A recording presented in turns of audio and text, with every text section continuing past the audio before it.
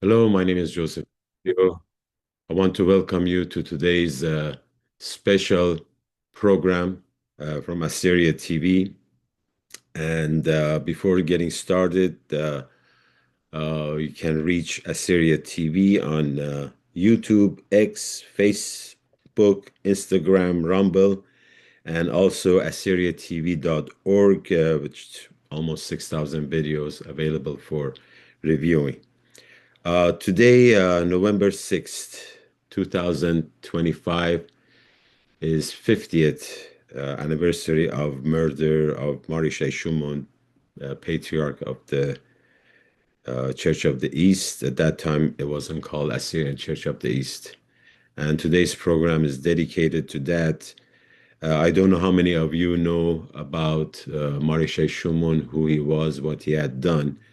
Up until 10 years ago, I did not have much information about the late patriarch, but back then, 10 years ago, I hosted a special 40 years anniversary on AMB Assyrian National Broadcasting. And as you can see in the photo, we have Sam Darmo and Mona K. Oshana. Uh, you can see this if you're interested. It's on YouTube. It's a AMB Marisha Shumon 40th Memorial. And during that 10 years ago, Sam Darmo gave me some information because I was hosting, I was sharing some information. Sam Darmo did a lot of the political aspect, historical aspect of his life. And Mona K, she had interviewed the widow of His Holiness Imama Marshumon, and she talked about what happened that night.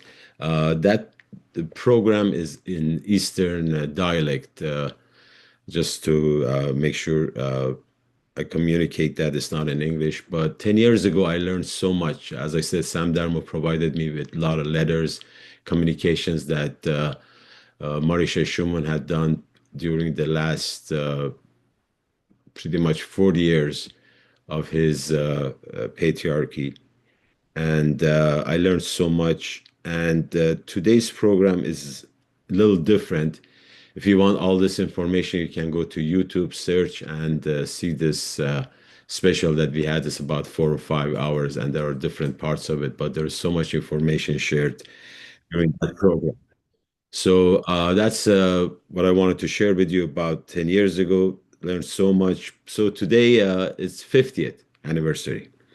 And what I will be reading from is directly from Mordechai Shumun Memorial Foundation website. It's morishayshumun.com. I believe that's the uh, designation, but you can find it. And with that, I will be reading exactly what is written about His Holiness, and there are photos that are in that archives. And let's just get started. Are we ready? His Holiness Mar Ishe Shumun 23rd was the Catholicos Patriarch of the Church of the East, the supreme head of the Church and its universal pastor, and the 119th Patriarch. The official name of the Church of the East is the Holy Apostolic and Catholic Church of the East. It was founded by the apostles Saint Peter, Saint Thomas, Saint Thaddeus, Saint Bartholomew, and Saint Mary of the 70. For clarity, please note that the Church of the East is called different names by various historians. Some of the popular appellations are Assyrian Church, Nestorian Church, Chaldean Syriac Church, etc. His Holiness was born on the 26th of February 1908 in Kochanes, the mountainous region located in southern Turkey.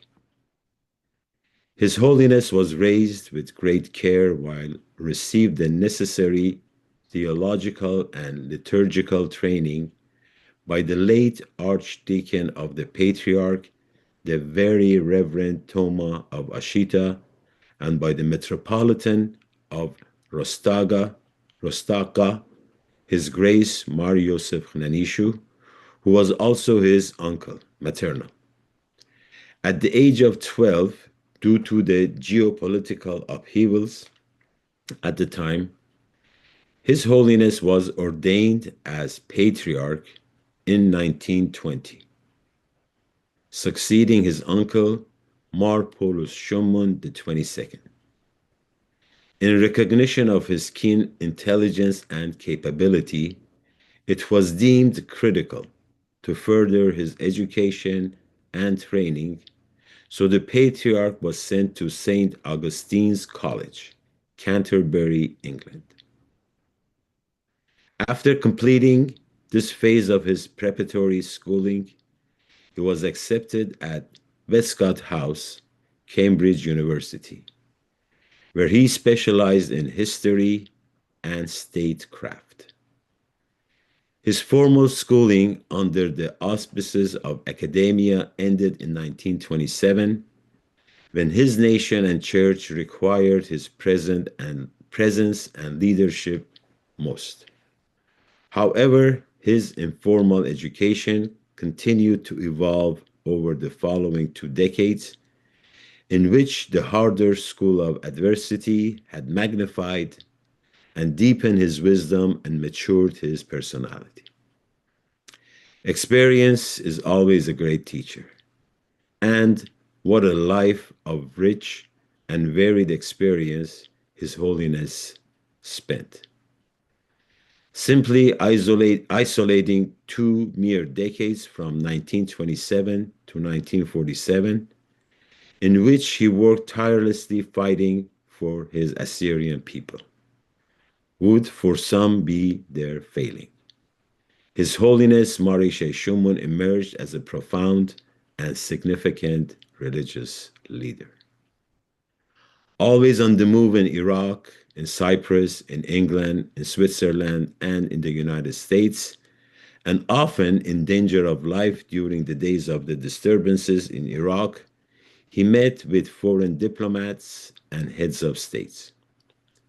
He persisted and created a world presence for the Assyrians by his representations to the League of Nations and later his appeals to the United Nations. All the while, he was contacting world leaders and discussing with them the Assyrian questions with his indefatigable energy and unfailing commitment. His Holiness dodged persistence. In fact, his life centered only around his duty to save his hapless Assyrians and his beloved Church of the East from utter destruction and disintegration. Prior to Marisha Shuman's intervention, Assyrians living among their Islamic neighbors shared a tenuous relationship that was firmly rooted in mistrust by both sides. Therefore, in 1948, His Holiness made a revolutionary announcement of a new policy for the Assyrian people and the Church of the East. Through direct contact to embassy representatives of the Middle Eastern countries in Washington and at the United Nations headquarters, he broke down the walls of suspicion and misunderstanding.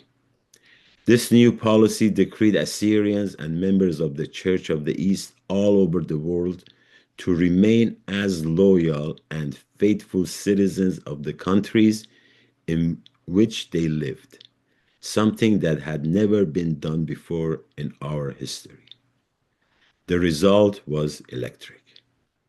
There were amiable responses from Syria, Lebanon, and Iran, and cordial relations were established with these governments. From his arrival in the United States in 1940, His Holiness had been active in establishing parishes, building churches, editing and translating literature from Aramaic into English for the use of the church here in the United States and other countries. By doing so, he further promulgated the mission of the founding apostles and sought to be an inclusive educator for this flock so that all could learn the ancient liturgy in a consistent way. During this same period, the Patriarch had consecrated several bishops, ordained many priests and deacons, and established the first English speaking Assyrian parish in Seattle, Washington. All this work resulted in a substantive presence for the Church of the East throughout the United States. However, this work did not simply end here. Perhaps the most important of His Holiness' activities had been the apostolic pastoral visits which he had paid to the churches in India and the Middle East. Most historic and significant were his trips to Iraq in 1970 and 71 at the request of the Iraqi government. This unprecedented act sent waves of hope throughout the Assyrian community living in Iraq, for it had been in 1933 that the Patriarch and his family had been exiled. For 37 long years, the Patriarch was forbidden a pastoral visit in which he was prohibited from ministering to his considerable flock in Iraq.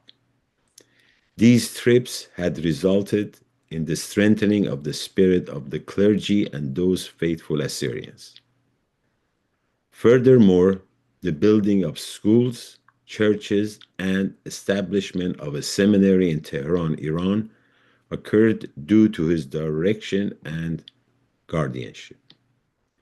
His Holiness was a prolific scholar, excuse me, an exemplary writer, and a charismatic speaker.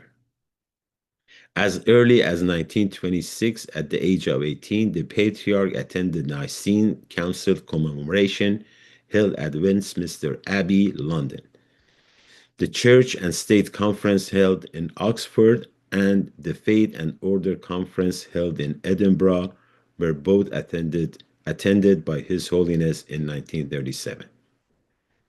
The distinguished Athenaeum Club of London had bestowed upon His Holiness by conferring an honorary membership. He was also a member of the American Historical Society and other organizations, as well as being a representative to the World Council of Churches and being a notable among the chronicles of Who's Who.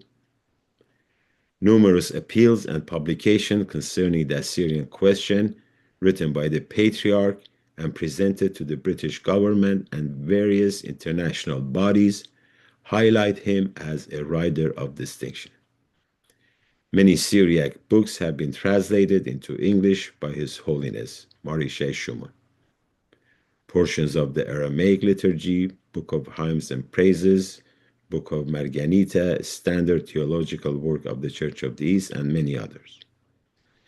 His Holiness was a world-renowned subject matter expert in ecclesiastical history and an authority on the history of Christianity in the Middle East and Far East. Eshai Shimun was fluent and literate in both the Aramaic and modern Syriac languages. In 1940, Time magazine wrote of His Holiness, Cambridge-educated Shimun also speaks perfect English.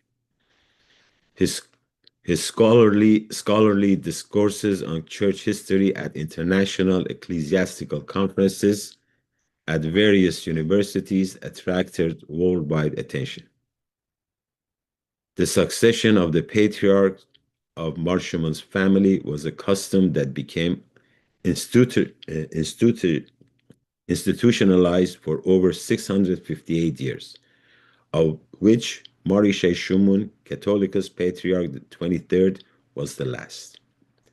For Shimun, His term as Patriarch was mired with tremendous hardship, and the tenure of his indefatigable work on behalf of the Church of the East and the Assyrian nation that finally took its toll on him. Continuing the tradition of apostolic succession was impossible, for there were no more Shimun nephews to succeed him. His Holiness, ever mindful of his flock, took the opportunity to take the growth and evolution of the glorious Church of the East to the next level, had developed and proposed a plan for succession that was an electoral process which had been accepted. After 53 years of focused dedication, the Patriarch retired from active responsibilities. In 1973, His Holiness announced his resignation from the patriarchal responsibilities and married. Today, aside from his sisters and sister-in-laws, nieces, nephews, he is survived by two children. This is some old information here. I don't know how many of his sisters and sister-in-laws are alive. Anyway, it might not have been known broadly at the time, but the patriarch had agreed to return to the church to organize its affairs at the request of the bishops, including the Metropolitan Mor Yosef Khnanishu. Sadly, his return was not to be realized.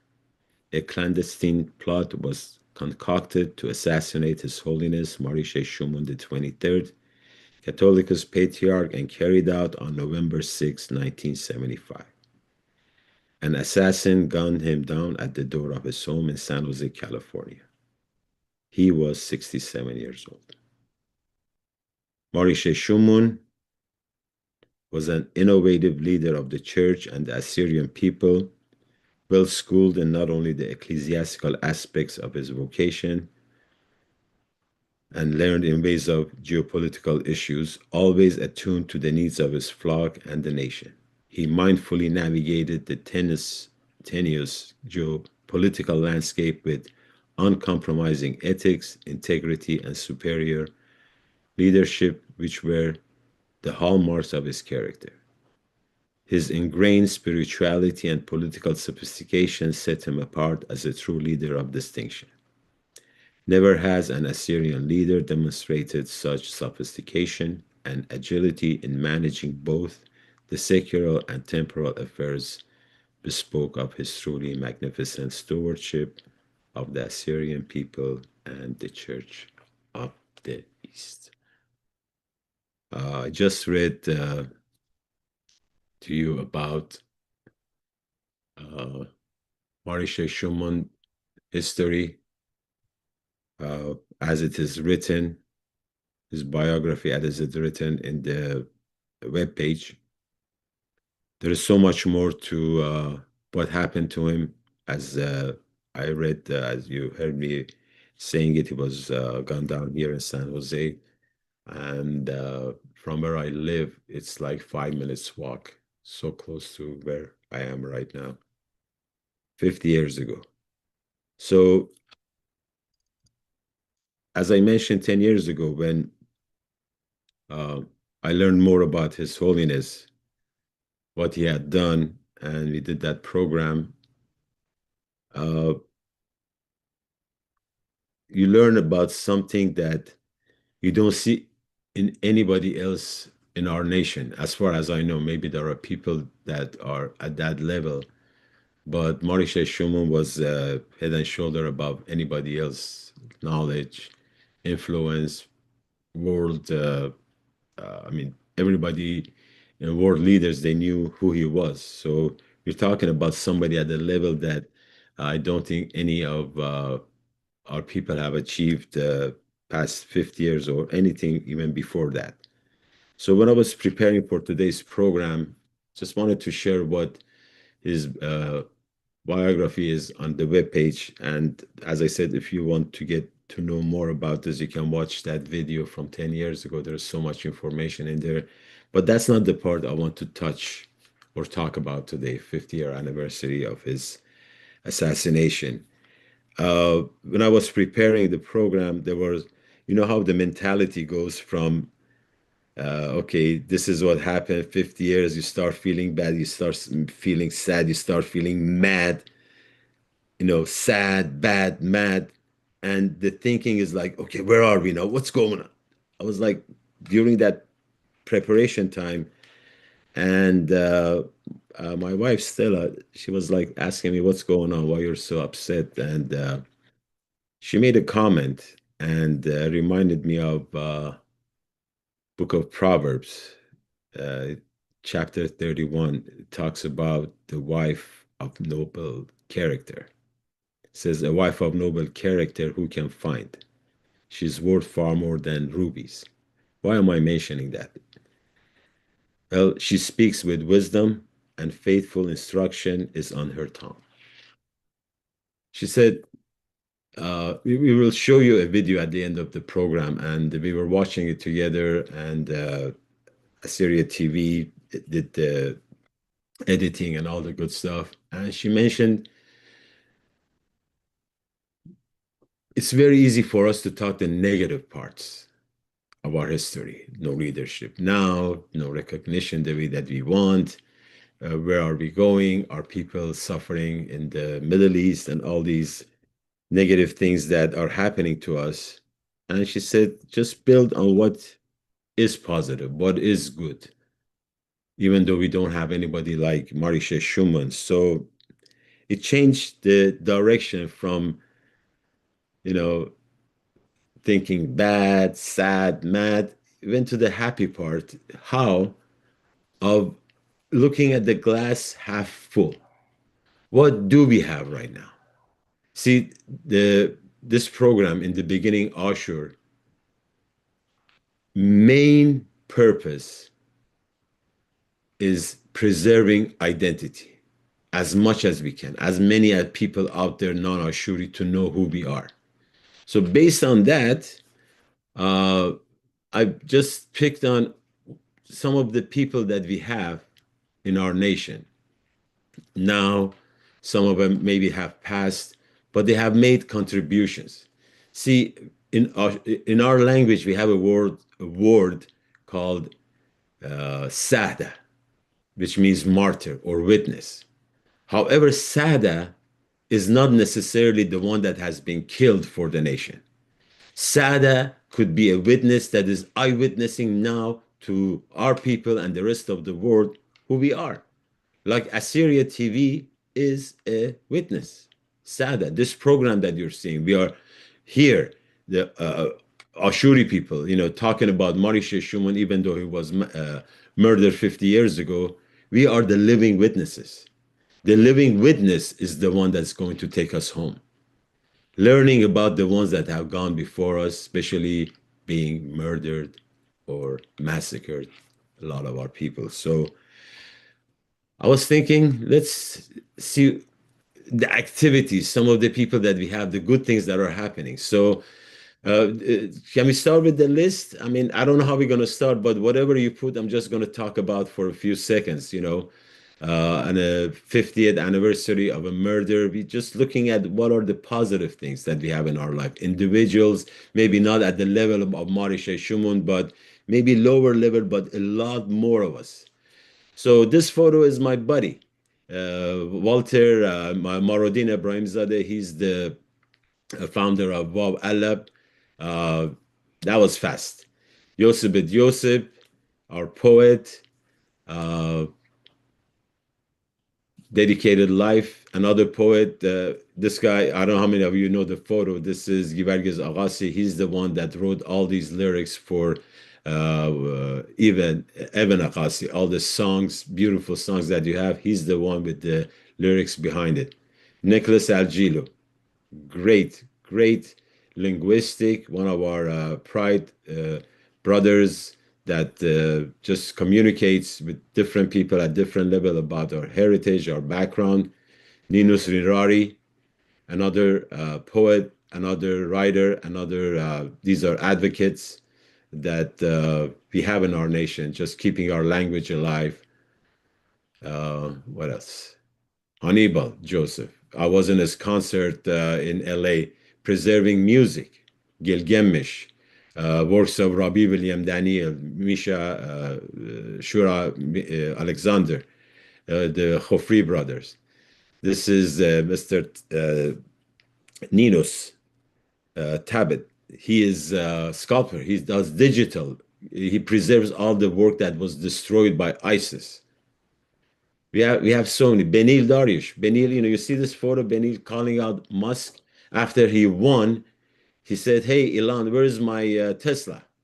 And I don't know how much you know about Benil, but he's the one that always has our flag. This is the concept I was telling you. Hannibal has all these instruments, the way that he arranged the songs from all these great music writers that we have. Then we have this self-proclaimed William, crazy horse of Assyria. He goes at he's like older than me. He's like 60 something years old. He goes to these marathons and he carries our flag. They say, "Who is this guy?" This one, Savina Dawood, another advocate for our nation. They have the Etuti Institute in, I'm not sure in what city in Iraq, but activist, working for our people. Nineveh Academic Chair. This is Dr. Yildiz, that every year, the past 4 years, they have these international gathering talking about us, preserving our language, our history. Another photo of Givargiz Agassi, the poet. He has many poems besides writing lyrics for the songs for his brother. He's a great poet, still alive with us. I believe he lives in Turlak. Another photo, this Father G. I love what they did for Maradin. They had a day to honor him, honor his hard work for the past, I don't know, 30, 40 years. I don't know how old Maradin is, 90, 100, 200, I don't know. He's great. These are Assyrian riders. These riders ride bikes in all countries. This photo, my buddies are here. Pierre Nokli, great drummer. There are a couple other guys, my cousin Alex. This is another photo with Malfono Yildiz in Salamanca. This is this year, the gathering. They're showing our customs, our history, our culture. These are the positive things. This guy, PBD, Patrick Bet David, he's millionaire, he's a businessman. See what is next to him, the flag of Assyria, Assyria flag. This guy is very well known in the world. He talks to everybody. This tall guy standing there, Yaakov Maoz, he's just a Jewish guy. He wrote a book about Jerusalem and Nineveh. What does a Jew wants to do with us? These are like advocates for us. These are the positive that are happening about our name. And this is a memorial that Yaakov was talking about. He just a memorial to who we are, what has happened to us. And he puts it in the book Jerusalem and Nineveh. This is a photo from a group. It's called the Gishro. This is one of the most important, not maybe the most, but it's a very important project that gets our young people to utter, especially during the New Year celebration. This is Berlin. This crazy horse is running, thousands of people watching this guy carrying this flag. Whose flag is it? It says Ashur, Assyria. Who are Assyrians? When William talks to them, tells them about us. People know about us, the identity. This is the logo of the Assyrian riders that I was telling you. I don't know if they started in Sweden or United States, but they're all over. They help people, they raise money, they help children, so many things. Another photo from, you see in the back, it says the balloons, Gabbara. This is what Maradin always talks about. Every time I call him, it says, "Hello, Maradin, how you doing?" It says, Dakhid Gabbara, Dakhid Gabbara. It's just, that's how he talks. Another photo. Are we done with the photos? We're recycling now, or because there were some other ones. Do you have the Gishru logo? Etuti logo? Yeah. So going back to Gishru, this is the project that I believe the more they trying to expand how many people they can take with them every New Year's to our homeland. But get involved, find out more about this. So we coming to the end of the program. Just wanted to remember 50 years ago what happened. a great, not just the patriarch because he was of the Church of the East, but this gentleman, he dedicated his life. His uncle, yeah, Etuti, that's the one I was talking about. Savina Dawood, they established it in Atra. So what happened to this young man when he became patriarch? His uncle was assassinated. His other uncle was killed. His father almost died by Simcoe when they killed Mar Ben Yemen. So that life that he lived as a patriarch, as whatever, as I read about his life, we need to remember, but at the same time, remembering what we have, the witnesses, the true witnesses that live right now. There are so many positive things. Just building on that, and I just want to thank Stella for reminding me because sometimes we forget.